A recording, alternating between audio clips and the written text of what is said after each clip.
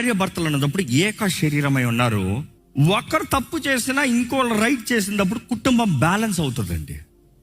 చూడండి, ఒక కాలుకి దెబ్బ తగిలింది, ఇంకొక కాలు బాగుంటే కనీసం ఈడ్చుకున్నా నడవచ్చు, కుంటనా నడవచ్చు, మొత్తానికి నడవచ్చు, నిలబడచ్చు, పని చేసుకోవచ్చు. రెండు కాళ్ళు పడ్డాయి అనుకో, మూడో వ్యక్తి రావాలి. అందుకని ఈరోజు చాలా కుటుంబాలు చూడండి, మూడో వ్యక్తులు తలకాయలు పెట్టాల్సి వస్తుంది, మూడో వ్యక్తులు వచ్చి పంచాయతీలు చేయాల్సి వస్తుంది. భార్య భర్తల మధ్య దయచేసి చెప్తున్నా, మూడో వ్యక్తులు తీసుకురావద్దు. అది మీ అత్తగారు అవనే, మీ మామగారు అవనే, మీ ఇటువైపు అవనే, అటువైపు అవనే, అందరూ దూరం కట్టండి. భార్య భర్తలు ఏక శరీరం, ఎవరు దూరినా కూడా రెండు చేస్తారు, రాసి పెట్టుకోండి. ఎందుకంటే వీళ్ళకి వీలే కుటుంబం కట్టాలి అని ఆలోచించేది 1% ఆలోచిస్తారేమో కానీ 99% ఈగో వస్తుంది. ఈగో, నా కూతురుని అంటావా, నా కొడుకుని అంటావా, నా కొడుకు గొప్ప, నా కూతురు గొప్ప, మేము గొప్ప. సో ఇఫ్ క్రైస్ట్, దేవుడు క్రీస్తు మనలో ఉంటే, మనము నిజంగా దేవునికి మొదటి స్థానం ఇస్తే, కుటుంబం దేవుణ్ణి ఆరాధిస్తాం నేర్చుకుంటే, భర్త దేవునికి మొదటి స్థానం ఇస్తే, భార్య దేవునికి మొదటి స్థానం ఇస్తే, కుటుంబం బ్యాలెన్స్.